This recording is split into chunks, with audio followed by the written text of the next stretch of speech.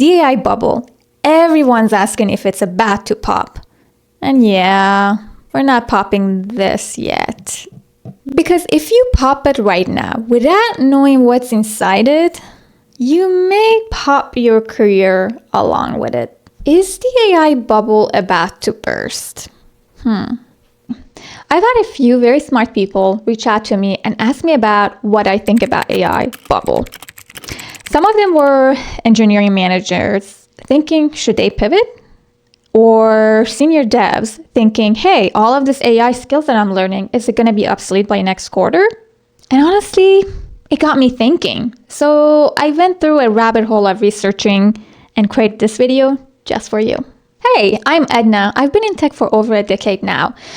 And I've gone through it all, promotions, a layoff, and burnout, which shifted my perspective. So I decided to create this space to help other software professionals grow their skills and work smarter with AI. So hit that subscribe button so you won't miss out. And just because you're here, here's a picture of my dog, Kaden. Okay, before I get into what I found, we need to talk about what a bubble actually is. And no, I'm not talking about this bubble. Although, fair enough, the bubble is coming back later. In tech, a bubble is effectively when everybody loses their minds. It's when money floods in faster than Niagara Falls. Every pitch deck gets funded if it has the magic buzzword, AI. Skeptics get called boomers who don't get it. And then the reality shows up like the bouncer at the closing time. And we've all seen this movie before, the dot-com bubble. Pets.com spent about $300 million at the time, and it collapsed in 268 days. Remember crypto winter? Have fun, staying poor. Aged like milk was left under the sun. Each time, the pattern is the same. Hype outpaces reality. Money follows momentum. And when the music stops, everyone is scrambling to find a chair to sit on. But here's what matters to you. In every bubble, there are two groups. One, the people who see it coming and position themselves. And second group, everyone else. So let's figure out what group you're in, because the answer isn't what people think. All right, here's what I found. I'm going to break this down to you in 3 different signals. Think of this like check engine lights on your career dashboard. If you understand these 3 signals, you are going to make different decisions in the next 12 months than the person sitting next to you in the stand-up. So let's go. All right.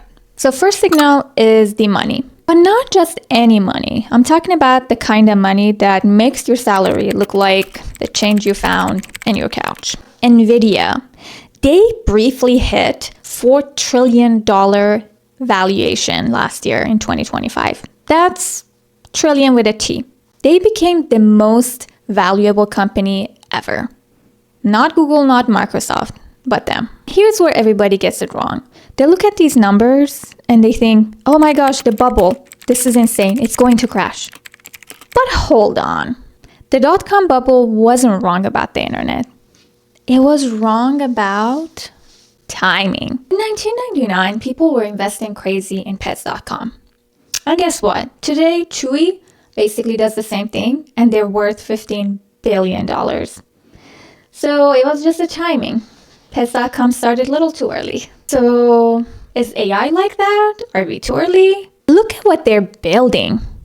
They are building actual data centers for building real GPUs. They're putting together infrastructure to solve the most important problems today. They are putting down roots, settling territory in these cities. So if you're working in AI infrastructure, you're not in the hype zone. You're in the safe zone. Congratulations. The people who were putting down the railroad tracks, they actually made it out pretty okay. Better than the miners themselves. And now signal number 2. This one is kind of wild. So remember how everyone is saying AI is making devs 10 times more productive and faster. even some say 50 times. Some claim that they're building apps in just an afternoon, a full app. Yeah, researchers decided to actually measure that, and we have a problem. The research said that 70% of devs now use some sort of AI assistant to write code, and 40% of the new code is written by AI assistants. So that's a pretty massive AI adoption. Companies are saying that on routine tasks, they have become more productive about 10 to 30%. That's cool. That's great, right? It's a win-win situation for everyone. Right? Wrong. And researchers ran an actual randomized but also controlled trial. Here's what they found. Developers were expected to be 24% more faster by using AI. After the experiment was done, the devs felt like they were about 20% faster by using AI. But when researchers actually measured the completion time, they found something different. They were 19% slower. I want you to understand something here. The devs weren't lying. They genuinely felt like they were more productive and faster by using AI. The vibes were vibing, but the stopwatch said something different. So why does this happen? 2 reasons. 1, AI is amazing at making you feel productive. It auto-completes everything for you. It generates your code before you even finish thinking. So you feel like a 10 times engineer. You feel like Bradley Cooper in Limitless. 2, but what you don't see is the back-end cost. You spend about 30% more time debugging the AI-generated code, fixing the bugs, reviewing it, and all for it being deleted within 2 weeks. Okay, but now you may ask, does this mean the AI assistant that help you write code are useless? No, but here's the nuance. AI is crushing it at routine tasks, well-scoped tasks, entry-level tasks. But for complex problems like architecting systems, like the type of work that would move your career forward, not so great. So if you're a PM, stop measuring AI by the vibes. Start measuring by the outcomes it produces. Things like time to completion, bug rates, user satisfaction. The companies who can understand and use this are the ones who are going to be differentiated. And if you're a software engineer, the prompt engineer gold rush is over. It peaked a little bit in 2023, but no longer. But here is what's not over. Engineers who know when to use AI, how to use it effectively, and most importantly, when not to use it. Yes. All right, signal number 3. This is the one that convinced me what's actually happening. Forget the headlines, forget the hype. I'm going to show you where the smart money, the smart people are going. Some of the AI researchers, they leave companies like OpenAI, Anthropic, and DeepMind, and they go create their own startup about AI.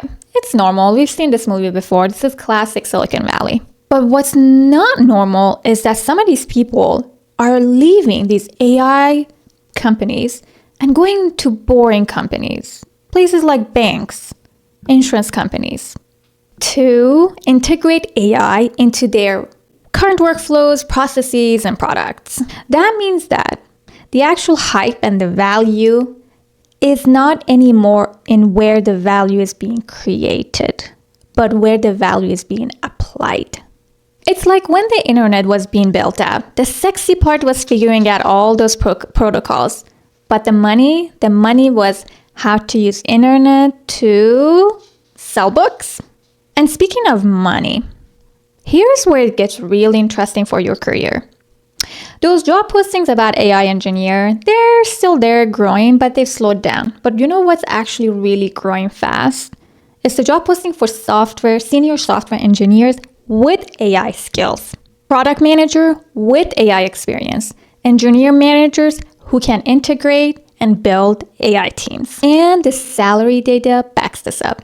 This type of roles, traditional plus with AI skills, are commanding 20 to 50% salary premiums. Let me give you an example. Imagine a senior engineer who's making $180K a year. They're going and adding the AI skills into their skill toolkit. Now, they can find a job that's paying them $220K to $270K a year. This is not a hype. This was shown in data from multiple compensation salary websites.